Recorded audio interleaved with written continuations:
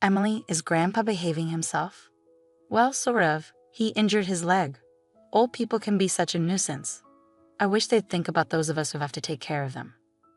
Patricia, that's not a nice way to say it. It's fine. He's already declining quite a bit. I can't handle the fuss of old people, but you're used to it, so you'll be fine. The other day, my husband's grandfather, Michael, fell in a garden and injured his leg. It's not a serious injury, but he's already 82 years old.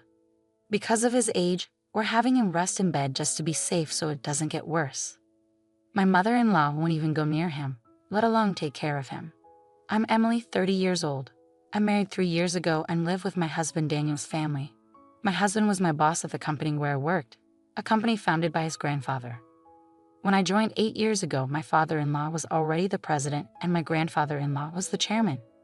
But back then, the grandfather was still handling all the important tasks and responsibilities of the company. 2 years ago, when Grandpa turned 80, he remained chairman but handed over most of the public duties to my father-in-law. Michael, you've worked hard all this time. Now, leave the company matters to Christopher and take it easy, my mother-in-law said with a smile, but her words sounded sarcastic to me. Grandfather-in-law is a bit stubborn but a fair and kind person with a good reputation. In contrast, my father-in-law seems somewhat immature, never expressing his opinions clearly and utterly unreliable compared to Grandpa. And he always does whatever my mother-in-law says. My grandmother-in-law has already passed away, and I never met her.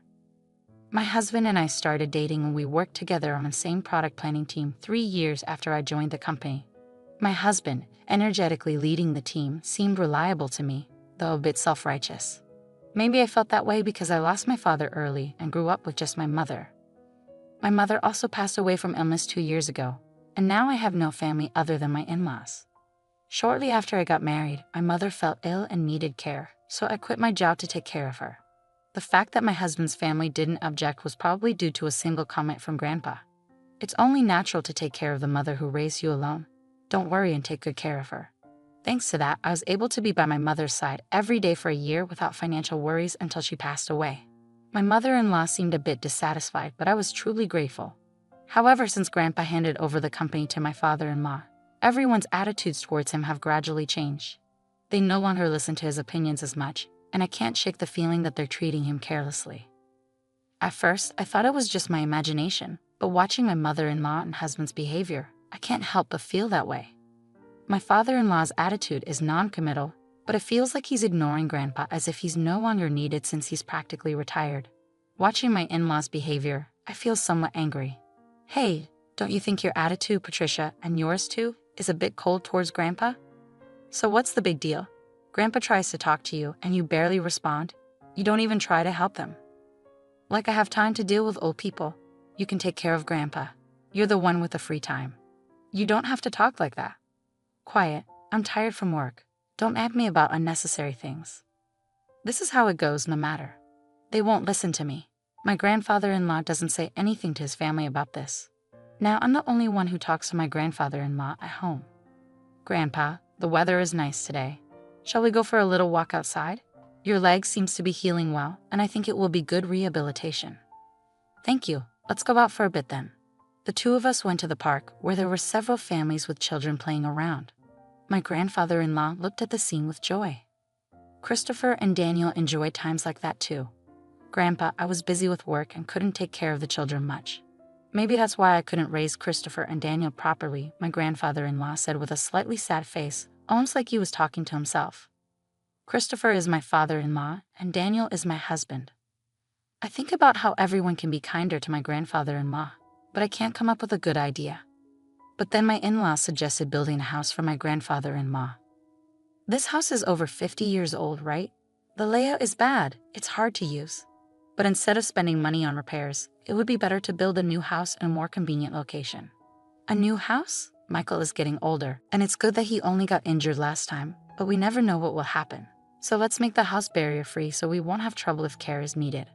I see. We can even put Michael's room in the middle so everyone can take care of him easily. Yeah, that's not a bad idea. Right, so it's settled then. And Michael, at the cost. If it's a house for all of us, I'll take care of it. Talk to Mr. Jones about the money. Typical Michael, thank you. We appreciate it, my mother-in-law smiled happily. It seems to me that they only flatter him when they want money. But if everyone takes care of my grandfather-in-law after moving to the new house, I thought there could be nothing better. Mr. Jones is the company's in-house counsel and also manages my grandfather-in-law's personal assets. My grandfather-in-law liked his character and made him in-house counsel, and it's been nearly 30 years. He is 58 now and a person my grandfather-in-law trusts the most. I've met him several times and he seems to be a very honest person. He always cares about my grandfather-in-law's health, and sometimes I think he's more like a son than his real sons. Having such people around my grandfather-in-law makes me feel a little relieved. I wasn't informed about the details of the house being built, but my mother-in-law seemed very cheerful, and the three of them were looking at interior design magazines and discussing various things, so it seemed to be going smoothly. Then something unexpected happened. It was revealed that my grandfather-in-law had a debt of $1,820,000. Wait, what's this about $1,820,000? I exclaimed. My grandfather-in-law had become a co-signer for a loan for a friend's company, but that company was in trouble, and a debt had become my grandfather-in-law's responsibility. Wait, they're not going to take the house. It's under construction, are they?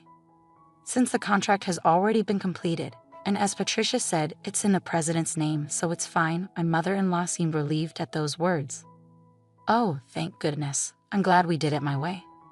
Listening to that conversation, I learned for the first time that the house was in my father-in-law's name. Even though my grandfather-in-law had paid for it, putting it in my father-in-law's name seemed just like something my mother-in-law would do.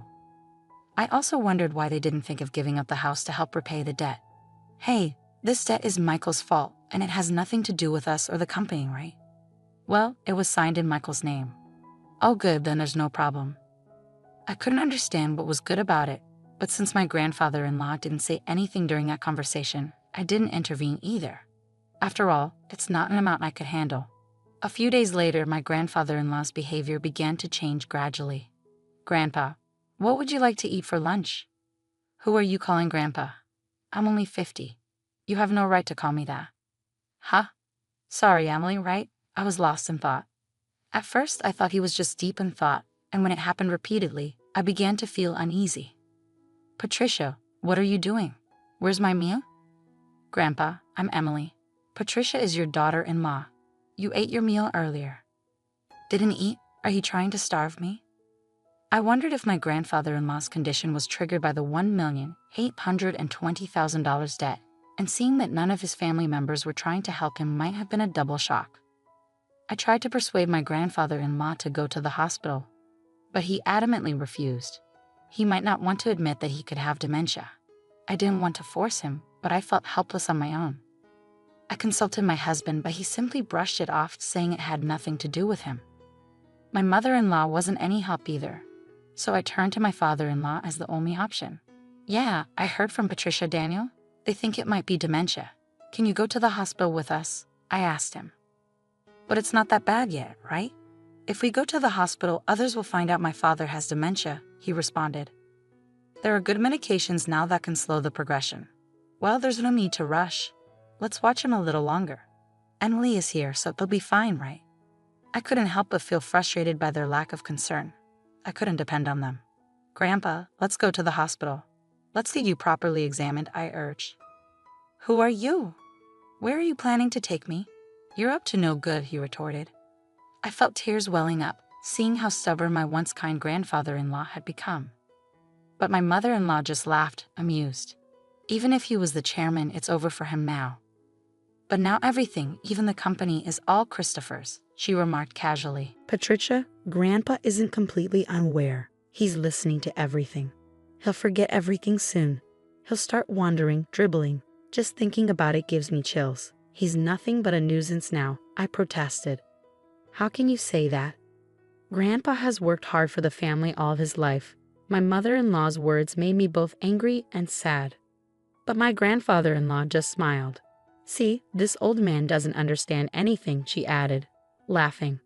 Patricia, I was furious at my mother-in-law's callousness. But soon the new house would be ready. Perhaps things might change once we move there. Since it's a house that Grandpa built, the family might show some gratitude and be kind to him. I couldn't completely abandon that faint hope. And 2 months later, the house was finally built.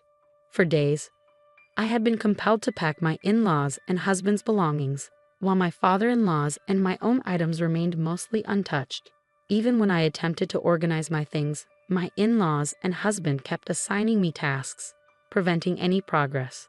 However, I reasoned it would be okay to relocate the smaller items later since this house wasn't disappearing. On moving day, after transferring most of the belongings, I went to call my father-in-law, but my husband intercepted me. "Ah, you and Grandpa can stay here," he announced. "What? You can stay in his house? We don't need any extra baggage in the new house.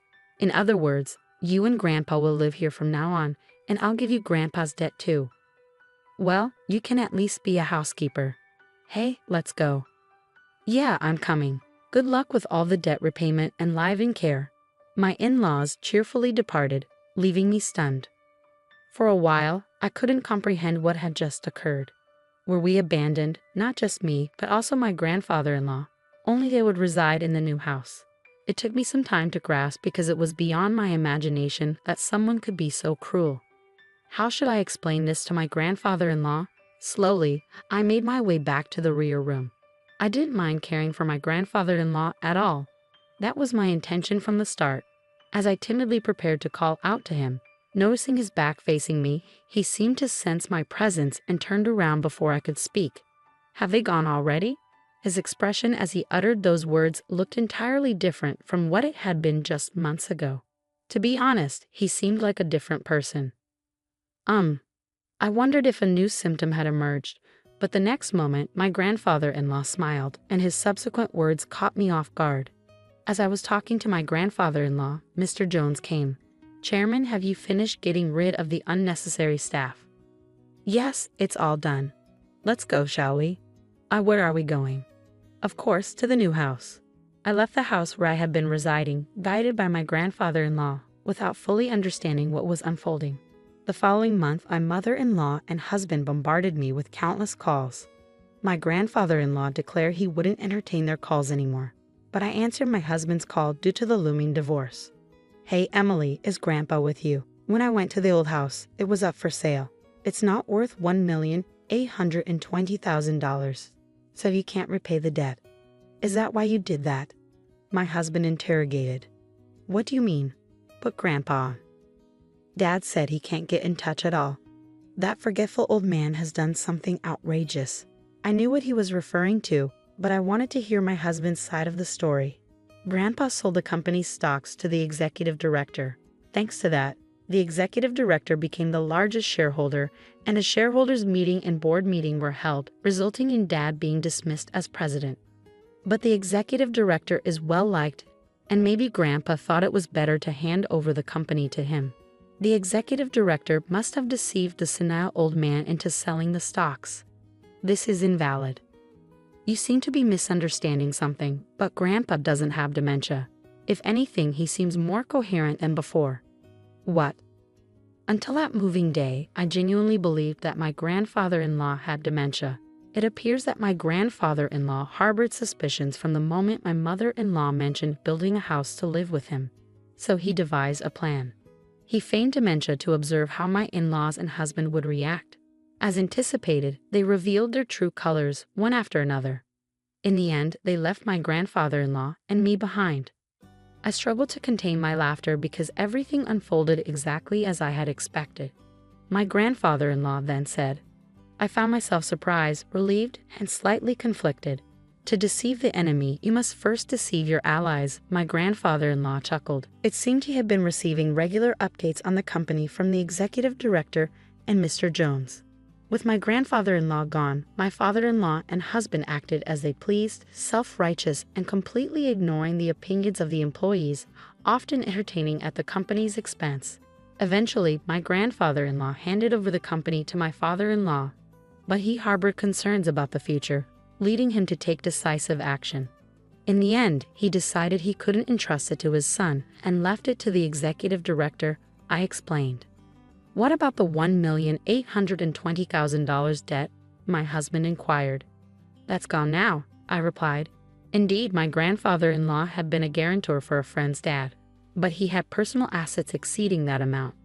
However, I deliberately omitted this information to avoid my mother-in-law and husband targeting those assets. The friend was the son of a benefactor who had helped my father-in-law when he was young. Moreover, the countryside land owned by the son was going to be developed into a resort, allowing him to sell it at a high price. I explained further. "You're kidding," my husband exclaimed. "More importantly, are you guys okay?" I asked, concerned. "We're not okay. Both my father and I were denounced by the company. What should we do now?" my husband lamented. "Well, there's also the mortgage on the house," I revealed. "What? What do you mean, the mortgage on the house?" My husband was taken aback. "Haven't you realized it yet? The house money should have all been paid by Grandpa," I clarified. Christopher signed without checking everything. "It shows he really didn't have the qualities of a president," I added. "You're kidding," my husband sighed. As a consequence, my parents-in-law lost the house they had built because they couldn't pay the mortgage. Now they reside in an old apartment over 50 years old, struggling to repay the unpaid loan. Despite their alternating attempts to contact me, suggesting we all live together, it was impossible now. My grandfather-in-law retired from his chairman position and bought an old house in the countryside. "Emily, you can go and live wherever you like freely. You don't have to worry about living expenses," my grandfather-in-law assured me. But I chose to be with him. "If I'm not in the way, please let me be with you," I expressed, tears welling up in my eyes. My grandfather-in-law's eyes welled up too. Thanks to Mr. Jones, the divorce was finalized and procedures were taken to exclude my former father-in-law and former husband from inheritance. I became my grandfather-in-law's adopted daughter. If anything happens to him, I intend to take care of him until the end. Now, the two of us enjoy working in the fields together. "Dad, look at this radish, it's big," I exclaimed as warm moments flowed in the pouring sunlight.